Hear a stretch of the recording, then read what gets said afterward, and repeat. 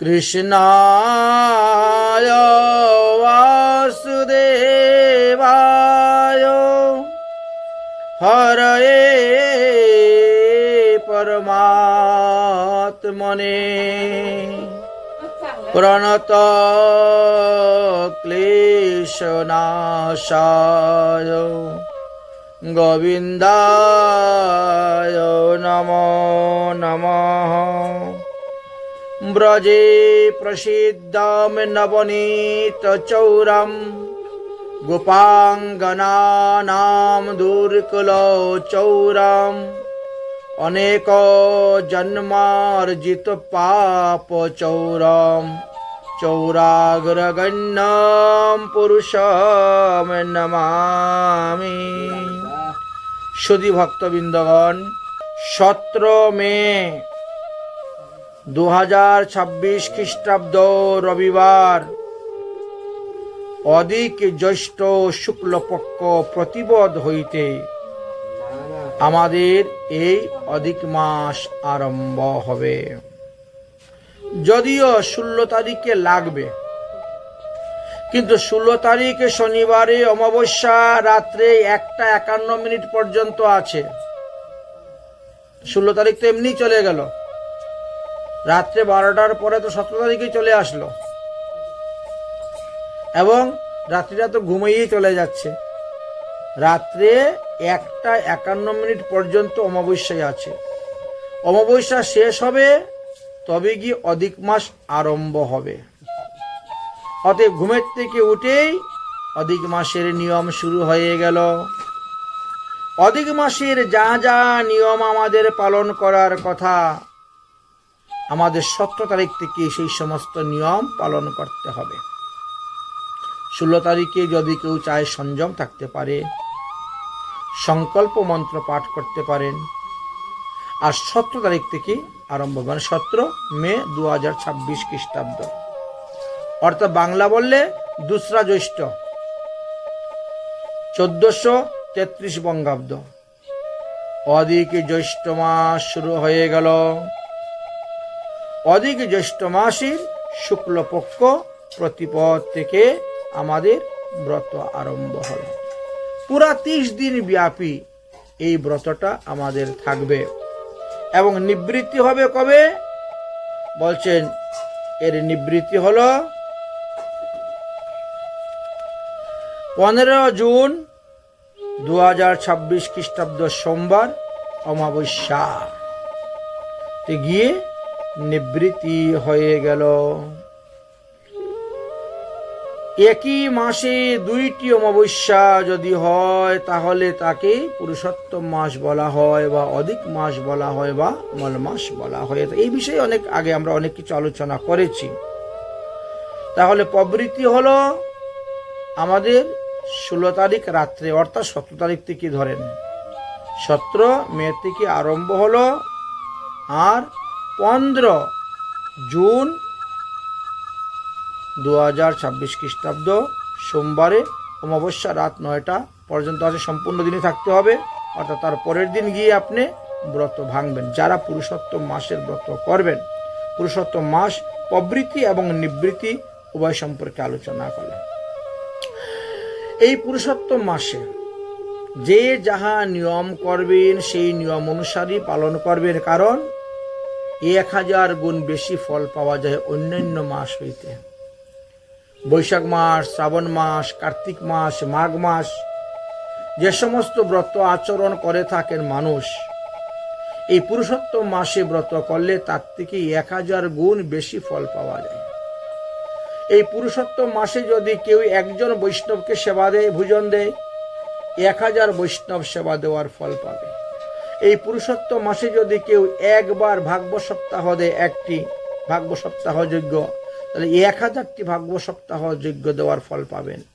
এই পুরুষোত্তম মাসে যদি কেউ অষ্টপ্রহর নাম সংকীর্তন দেয়, যজ্ঞ করেন, তাহলে 1000টি নাম সংকীর্তন যজ্ঞ দেওয়ার ফল পাবেন। এই পুরুষোত্তম মাসে যদি ভগবানের চরণে কেউ একটা তুলসী পাতা অর্পণ করে, তাহলে 1000টা তুলসী পাতা অর্পণের ফল পাবেন। অর্থাৎ যাহা কিছু করবেন সব সহস্র গুণ বর্ধিত হয়ে ফল লাভ করা যায়। এই পুরুষোত্তম মাসে যারা ভগবানকে অর্ঘ্যদান করবেন, সাদা তিল, শ্বেত দুব্বা, শ্বেত ফুল, তুলসী হাতে নিয়ে অর্ঘ্যদান করবেন, তাদের জন্য একটি মন্ত্র দেওয়া আছে, হরিভক্তি বিলাসে দিয়ে গেছেন। দেব দেব নমস্তুভ্যং পুরাণ পুরুষোত্তমম গৃহানাম অর্ঘ্যং ময়া দত্তম রাধায়া সহিত হরে। হে দেবদেব ভগবান পুরুষোত্তম অনাদির আদি শ্রী গোবিন্দ, আমি আপনাকে অর্ঘ্যদান করিতেছি। শ্বেত দুব্বা, শ্বেত তিল, শ্বেত পুষ্প আদি অন্যান্য দ্রব্য শ্রীমতী রাধারানীর সহিত তুমি তাহা সাদরে গ্রহণ কর। এইভাবে অর্ঘ্যদান করার মন্ত্র বলেছেন। দণ্ডবত প্রণাম করার মন্ত্র বলে গিয়েছেন। পুরুষোত্তম মাসে একটা বিশেষ মন্ত্রের দ্বারা প্রণাম করতে হয় ভগবানকে। মন্ত্রটা কি? বন্দে নবঘন শ্যামং দ্বিভুজং মুরলীধরম পীতাম্বরধরং দেবং সরাধাং পুরুষোত্তমম। ভগবানের রূপের বর্ণন করে, বস্ত্রের পরিধানের বর্ণন করে, মুরলীর বাঁশির বর্ণন করে, আর রাধারানীর বর্ণন করে এখানে প্রণাম করা হয়েছে। বন্দে নবঘন শ্যামং দ্বিভুজং মুরলীধরম পীতাম্বরধরং দেবং সরাধাং পুরুষোত্তমম। রাধারানীর সহিত। এবং এই পুরুষোত্তম মাসে যারা আরতি করেন, আরতিরও একটা বিশেষ মন্ত্র আছে। পুরুষোত্তম মাসের জন্য বিশেষ বিশেষ মন্ত্র দিয়েছেন। আরতি করার সময় আপনারা কি বলবেন? নিরাজয়ামি দেবৈশ্বম ইন্দ্রিবরদলচ্ছবিম রাধিকার মন প্রেমিনা কোটি কন্ধর্প সুন্দরাম। চেষ্টা করবেন এই শ্লোকটা মুখস্থ করার। আরতি করার সময় এই মন্ত্র উচ্চারণ করে করে আরতি করবেন এই পুরুষোত্তম মাসে। তারপরে পুরুষোত্তম ভগবানের ধ্যানের কথাও বলছেন। এই মাসে পুরুষোত্তম ভগবানের ধ্যানের জন্য একটি বিশেষ মন্ত্র আছে। কি মন্ত্র ধ্যান করবেন? অন্তর জ্যোতি রতেন রতেন রচিত সিংহাসনে সংস্থিতম বংশী নাদ বিমোহিত ব্রজবধূ বৃন্দাবনে সুন্দরম ধ্যায়েত রাধিকায়া সকৌস্তুভ্য মুনি প্রধুক্তি তুরস্থলম রাজদ্ধরত্ন কিরীটি কুণ্ডলধবং প্রত্যগ্র পীতাম্বরম। এই শ্লোকের দ্বারা ভগবানকে ধ্যান করবেন, করে ভগবানের পূজা করবেন। পূজা অন্তে আপনারা পুষ্পাঞ্জলি দিবেন। পুষ্পাঞ্জলি মন্ত্র বলবেন।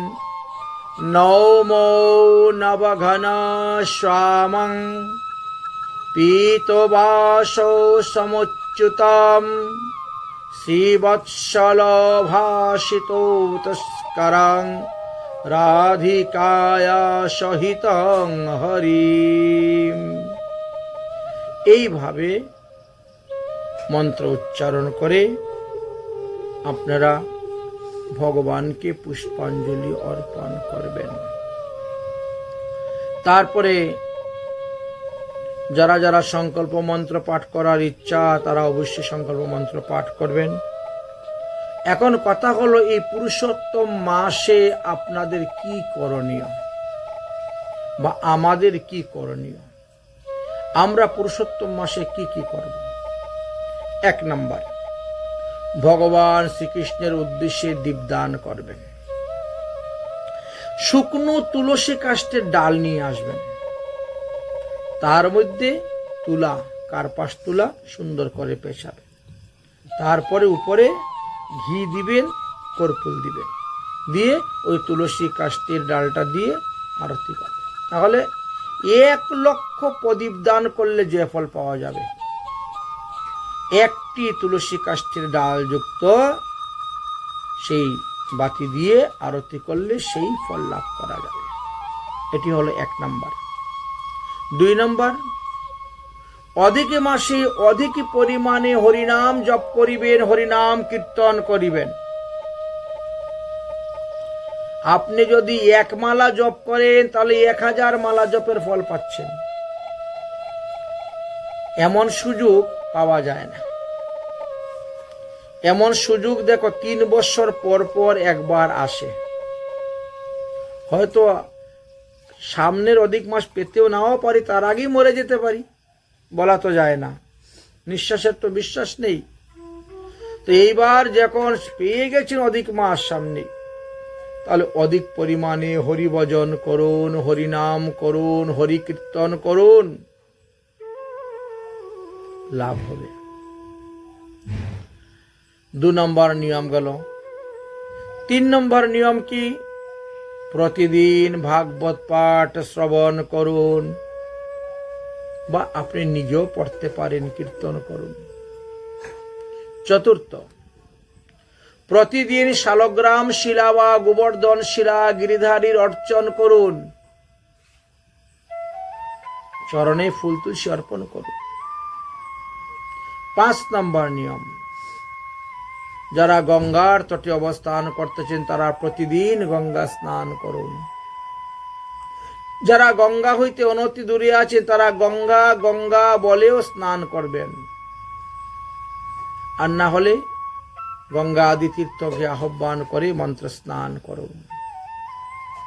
6 নম্বর নিয়ম, অধিক মাসেই তীর্থ পর্যটনের মহিমা অধিক পরিমাণের।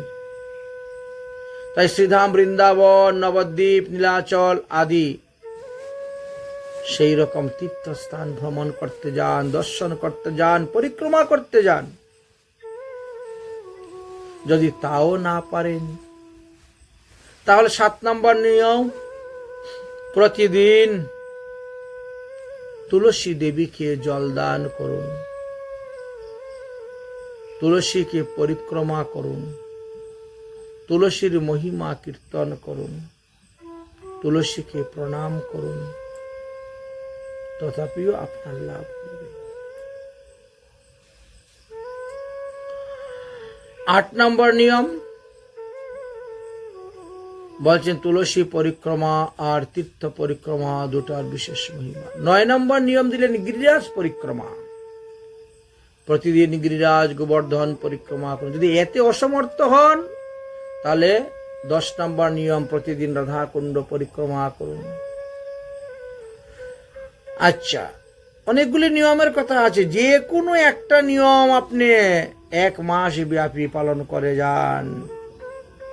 তারপরে 11 নম্বর নিয়ম বললেন 33টি তুলসী পাতা ভগবানের চরণে প্রতিদিন দান করুন।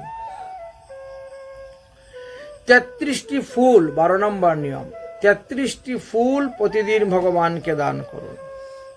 13 নম্বর নিয়ম, 33টি ফল ভগবানকে দান করুন। 14 নম্বর নিয়ম, 33টি পিঠা, আতপ চাউল, ঘৃত, চিনি দিয়ে পিঠা তৈরি করে ভগবানকে দান করুন। 15 নম্বর নিয়ম, 33 বার রাধা কৃষ্ণকে প্রণাম করুন প্রতিদিন। যারা সাষ্টাঙ্গে প্রণাম করবেন তাদের কোমরের উপরে যেন কোনো বস্ত্র না থাকে। মহিলাদের সাষ্টাঙ্গে প্রণাম নিষিদ্ধ, পুরুষরা সাষ্টাঙ্গে প্রণাম করবেন, কিন্তু কোমরের উপরে যাতে কোনো বস্ত্র না থাকে। হরিভক্তি বিলাসে এটি বলে গিয়েছেন। কিছু কিছু সম্প্রদায়ের লোক আছে, জামা কাপড়, শার্ট, পাঞ্জাবি, মাফলার, টুপি সব কিছু নিয়েই সোয়াটার নিয়েই বা একদম ধ্রাম করে পড়ে যান, একেবারে দণ্ডর মতো, লাঠির মতো পড়ে যান ভগবান। কিন্তু পেটাঙ্গ উতার শব্দ দেওয়া আছে, কোমরের উপরে বস্ত্র রেখে সাষ্টাঙ্গে দণ্ডবত প্রণাম করতে নাই। তাহলে 15 নম্বর নিয়ম কি বললেন? 33 বার রাধা কৃষ্ণকে প্রণাম করুন। 16 নম্বর নিয়ম 33টি প্রদীপ দান করুন, আর না হলে ওই যে তুলসী কাঠের ডাল দিয়ে দান করুন। 17 নম্বর নিয়ম 33 জন বৈষ্ণবের সেবা করান। তো এই 17টা নিয়মের মধ্যে যদি কোনো একটা নিয়ম পালন করতে পারেন তাহলে তো আপনার মঙ্গল। আর কি বললেন? যদি কেউ মনে করেন যে আমি এই পুরুষোত্তম মাসের 1 মাস ব্রত পালন করব, তো যারা ব্রত পালন করবে তাদের জন্য একটা বিশেষ নিয়ম আছে।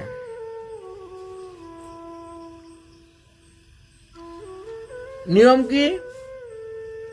গম, জব, আতপ চাউল, তিল, মটর, আস্তা মুগ, আদা, মূলক, স্কন্দমূল, কলা, পেঁপে, আলু, সন্দুক লবণ, এই কটি দ্রব্য তিনি গ্রহণ করতে পারবেন। এত ভিন্ন অন্য কিছু গ্রহণ করবেন না। যেমন মুড়ি খেতে পারবেন না, সিদ্ধ চাল খেতে পারবেন না, অন্যান্য কোনো সবজিও তিনি খাবেন না, যদি কেউ নিয়ম করে। আর অনিয়মে তো সবকিছুই চলতেছে। খাবারের নিয়ম যদি কেউ করেন তাহলে এই জিনিস তিনার চলবে। আর কেউ যদি খাবারের নিয়ম না করে, ভজনের নিয়ম করে, তাহলে ভজন চলবে।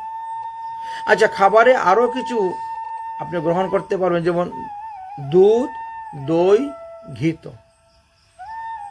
দুগ্ধ সার, ঘুল আপনি পেতে পারবেন। এখন জ্যৈষ্ঠী মাস, কাঁঠাল খেতে পারবেন, আম খেতে পারবেন, হরিতকি খেতে পারবেন। আচ্ছা, সবজির মধ্যে একমাত্র জিরা আপনি দিতে পারবেন, অন্য কিছু না। তেঁতুল খেতে পারবেন, আমলকি খেতে পারবেন, চিনি, মিশ্রি এগুলা খাওয়া যাবে। এমনকি অতৈলপক্ষ ব্যঞ্জন আদিও গ্রহণ করিতে পারবেন, অর্থাৎ ঘি। তেলের মধ্যে রান্না করলে হবে না, ঘিয়ের মধ্যে। অতৈলপক্ষ ব্যঞ্জন মানে ভাজা বড়া কথা বলছেন, তেলের মধ্যে ভেজে কিছু খেতে যাবেন না। তো এইভাবে অনেক অনেক নিয়ম দিয়েছেন। এই পুরুষোত্তম মাসে এই সমস্ত নিয়ম যদি পালন করতে পারেন, জপ করতে পারেন, হরিনাম করতে পারেন, তাহলে অশেষ ফল আপনি লাভ করতে পারবেন। নমো কমল নেত্রায়, নমো কমল মালিন্যে, নমো কমল নাভায়, কমলাপতয়ে নমঃ। বিশেষ নিয়ম বললেন, প্রতিদিন সন্ধ্যা আরতির সময়, দীপদান করার সময় তুমি বলতে পারো বা পরেও তুমি বলতে পারো। কি বলবে? চৌরাগ্র গণ্যম পুরুষোত্তম স্তোত্রম মন্ত্র অষ্টক পাঠ করতে হবে। এটাকে বলা হয় পুরুষাষ্টকম। শ্রী চৌরাগ্র গণ্যম পুরুষাষ্টকম পাঠ করবেন। সন্ধ্যার সময়ে, দীপদানের সময়ও এটা সুর ধরে কীর্তন করে করে পাঠ করতে পারেন, নতুবা পরেও আপনি পাঠ করতে পারেন। তো সেটা কি? মনোহর ভজন দীপিকায় পেয়ে যাবেন, অন্যান্য জায়গায় পেয়ে যাবেন। আপনারা শ্লোকগুলো আমি বলে দিচ্ছি, আপনারা মিলিয়ে দেখবেন, পেয়ে যাবেন। ব্রজে প্রসিদ্ধাং নবনীত চৌরাম, গোপাঙ্গনানাম চতুর্কুল চৌরম, অনেক জন্মার্জিত পাপ চৌরং চৌরাগ্রগণ্যম পুরুষং নমামি। তার বাংলা অনুবাদ হলো, যিনি ব্রজে নবনীত চৌর, চুরি করতেন চোর, আর কি করতেন, গোপাঙ্গনাগণের মানে গোপাঙ্গনার রমণী গণের চিত্তকে তিনি চুরি করতেন। এই দুই নামে ব্রজে প্রসিদ্ধ, এক হলো মাখন চোর আর এক হলো গোপীগণের মন চোর। যিনি ভক্তগণের অশেষ জন্মার্জিত পাপ সকল হরণ করেন, গোপাঙ্গনানাম দুর্কুল চৌরম, অর্থাৎ সমস্ত গোপীগণের পিতৃকুল এবং শ্বশুরকুল, পিতৃকুল মাতৃকুল শ্বশুরকুলে যারা আছেন সবার পাপ হরণ করেন। যিনি ভগবানের চরণ আশ্রয় নিয়েছেন, সেই ভক্তগণের অশেষ জন্মার্জিত পাপ সকল হরণ করেন। এমন চোর আপনি জগতে পাবেন কোথায়? তাই বলছেন ভগবান হলেন চোরেরও অগ্রগণ্য, চোরেরও শিরোমণি।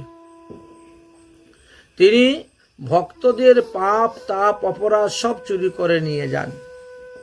তাই সেই চোরের শিরোমণি ভগবান শ্রীকৃষ্ণকে আমি নমস্কার করি, প্রণাম করি। এটি হলো প্রথম শ্লোকের ব্যাখ্যা, অষ্টকের চৌরাগ্রগণ্য পুরুষ অষ্টকের প্রথম শ্লোকের ব্যাখ্যা। দ্বিতীয় শ্লোকে কি বলছেন? শ্রীরাধিকায়া হৃদয়স্য চৌরং নমাম্ভোদোল শ্যামল কান্তি চৌরম পদাশ্রিতানাং চ সমস্ত চৌরং চৌরাগ্রগণ্যাং পুরুষম নমামি। দ্বিতীয় অর্থ কি? যিনি রাধিকার চিত্তকে চুরি করে নিয়েছেন, যিনি নব মেঘের কান্তিকেও চুরি করে নিয়েছেন, যিনি স্বচরণাশ্রিত ভক্তগণের সর্বস্ব হরণ করে নিয়েছেন, সেই চুরির শিরোমণিকে আমি দণ্ডবতে প্রণাম করি। চৌরাগ্রগণ্য পুরুষোত্তম অষ্টকের 2 নম্বর শ্লোকের ব্যাখ্যায়। অনুবাদ 3 নম্বর শ্লোক কি বলছেন? অকিঞ্চনীকৃত পদাশ্রিতাং করোতি ভিক্ষুং পতি গেহি নমঃ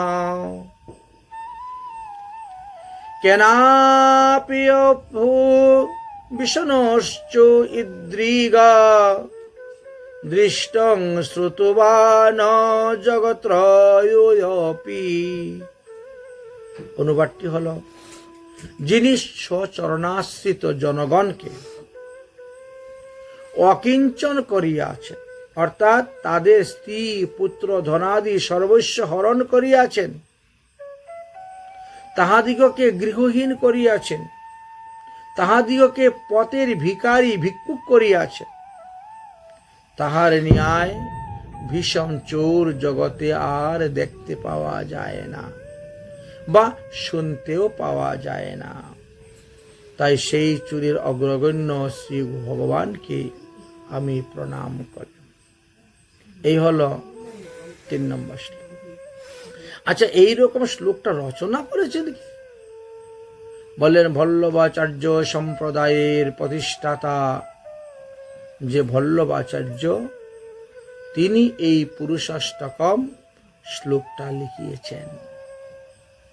আসুন তাহলে 4 নম্বর শ্লোকের মধ্যে আমরা প্রবেশ করি, কারণ তিনি পূর্বজন্মে সুখদেব গোস্বামী পাদ ছিলেন। যাই হোক, এবার 4 নম্বর অষ্টকের শ্লোক বলছি। তদীয়ং নামাপি হরতি তো শেষাং गिरिपशरणामपि पापोरशीनं अष्टैर्यरूपं ननु चोरोद्विगं दृष्टं श्रुत्वा न मया कदापि। অর্থাৎ যাহার নাম শ্রবণ মাত্রেই বা লওয়া মাত্রেই জীবের পর্বত প্রমাণ সমস্ত পাপরাপি রাশি নিঃশেষ ধ্বংস হয়ে যায়, হরণ হয়ে যায়। এইরূপ আশ্চর্যরূপ চোরকে আমি কখনো দেখি নাই, তার নাম কখনো শুনি নাই, তাই সেই চোরকে আমি প্রণাম করি। 5 নম্বর শ্লোকে কি বলছেন? ধনং চ মানং ন ততুন্দ্রিয়ানি প্রাণাংশ্চরিত্বা মম সর্বমেব প্রলয় মে কুতিরোধৃতো অদ্য চৌর ত্রিং ভকেতি ধামিনাস্তি ময়া নিরুদ্ধ। হে চৌরের অগ্রগণ্য, তুমি আমার ধন, মান, ইন্দ্রিয়, প্রাণ প্রবৃত্তি চুরি করে নিয়ে কোথায় পালিয়ে গেছ? আমি তোমাকে দেখতে পাচ্ছি না কেন? আজ আমি তোমাকে ধরব। এর পুরুষোত্তম মাস আমি তোমাকে অদ্য ধরিয়া ফেলিয়াছি। এখন আমি তোমাকে আমার ভক্তি রজু দ্বারা তোমাকে বান্ধিয়া রাখিব। মা যশোদা যেভাবে তোমাকে বন্ধন করেছিলেন, রাধারানী যেভাবে তোমাকে বন্ধন করেছিলেন, রাবণ যেভাবে তোমাকে নাগ পাশে বন্ধন করেছিল, আমিও আজ আমার এই ভক্তি ডোর দিয়ে তোমাকে বেঁধে রাখব। ছিন্নং শ্রী গৌরাং যমপাস বন্ধরং ভৃন্নাং শ্রী ভীমং ভবপাস বন্ধনম ছিন্নং শ্রী সর্বস্য সমস্ত বন্ধং নৈবাত্মানো ভক্ত কৃতং তু বন্ধু। হে ভগবান, তুমি মনুষ্য মাত্রেই ঘোর যমপাশ ছিন্ন করিতে পারো, মানে প্রত্যেকটি মানুষেরই ঘোর যমপাশ ছিন্ন করতে পারো। তোমার ভয়ে যম পর্যন্ত কম্পমান হয়। তোমার কৃপা হলে ভয়ানক সংসার বন্ধন তাদের ছিন্ন হয়ে যায় ভক্তদের। এমনকি সকলের সর্বপ্রকার বন্ধন থেকে তুমি তাদেরকে মুক্তি করতে পারো। কিন্তু ভক্ত যখন তোমাকে বন্ধন করে তখন তুমি তোমার বন্ধন ছিন্ন করতে পারো না। ভক্তের বন্ধনের মধ্যে তুমি পড়ে থাকো। তাই তোমার এক নাম ভক্তবৎসল। মতনানসে তামসরসি ঘোরাং কারাগৃহে দুঃখময়ে নির্বদ্ধ লবৈসহে চৌর হরের চিরায় শোচরির্যদোষচিতমেব দণ্ডাম। অতএব হে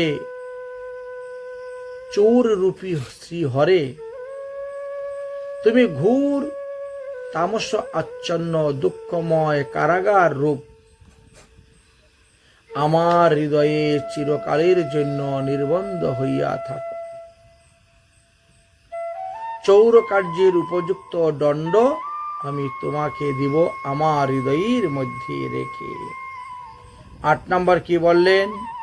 কারাগৃহে বসো সদা হৃদয়ে মদীয়ে মদ্ভকেতি পাশধীর বন্ধনে নিশ্চল সনঃ তাং কৃষ্ণে হে প্রলয় কোটি শতাম তরে অপি সর্বস্ব চৌর হৃদয়াতি নিমজ্জামি।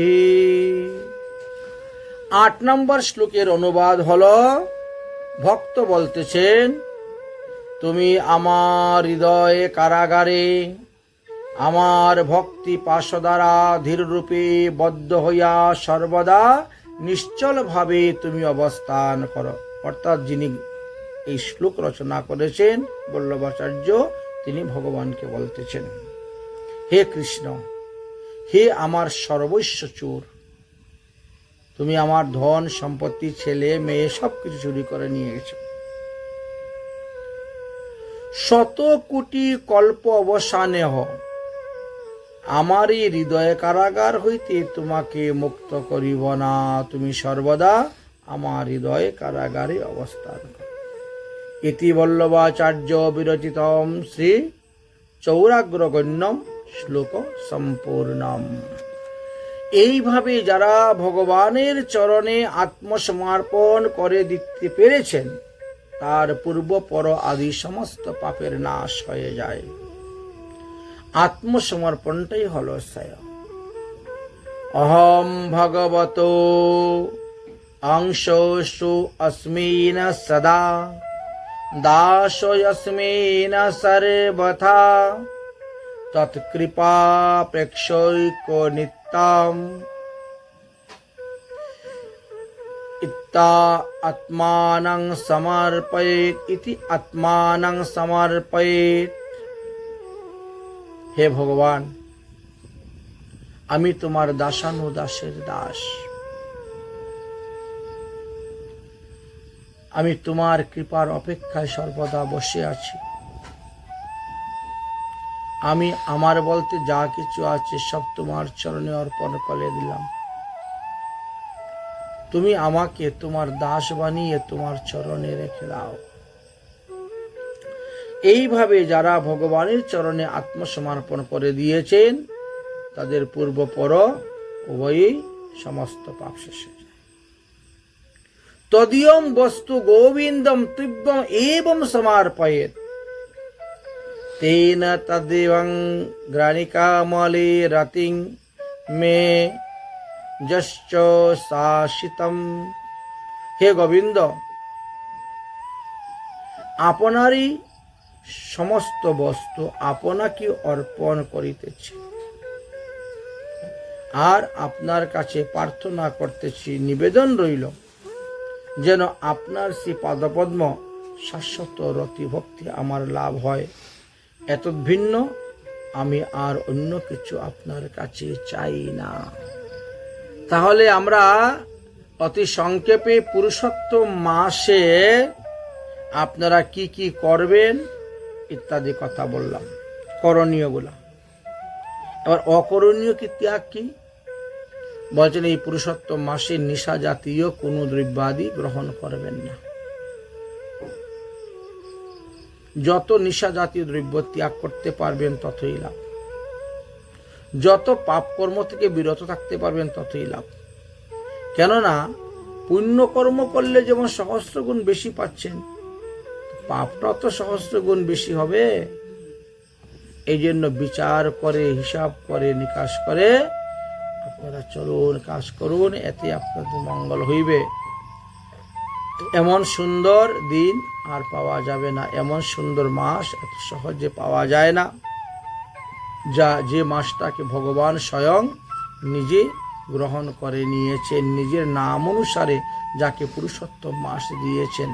সুতরাং ভগবানের যেমন গুণ, সেই মাসেরও তেমনই গুণ। কারণ এই মাসের অধিষ্ঠাত্রী দেবতা ভগবান পুরুষোত্তম দেব। প্রতিটি মাসের অধিষ্ঠাত্রী দেবতা তো আছে, এই জন্য অধিক মাসের দেবতা হলো স্বয়ং ভগবান পুরুষোত্তম। এই জন্য এই মাসের মহিমা বেশি। আমরা সংক্ষেপে আলোচনা করলাম এই মাসের মহিমাগুলা। আপনারা যে যতটা নিয়ম পালন করতে পারবেন ততটাই আপনাদের লাভ। রাধে রাধে।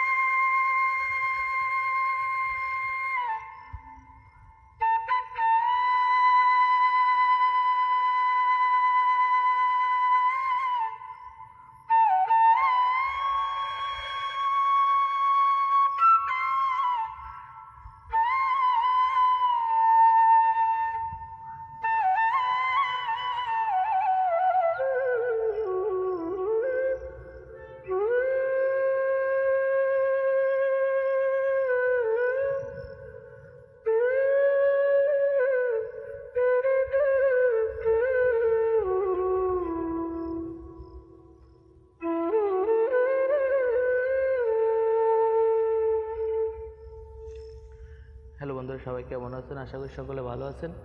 যদি আমার ভিডিওটা যদি আপনাদের ভালো লেগে থাকে, সুর বাংলা মিডিয়া চ্যানেলটা সবাই সাবস্ক্রাইব করবেন, লাইক দিবেন, শেয়ার করবেন। ধন্যবাদ সকলকে।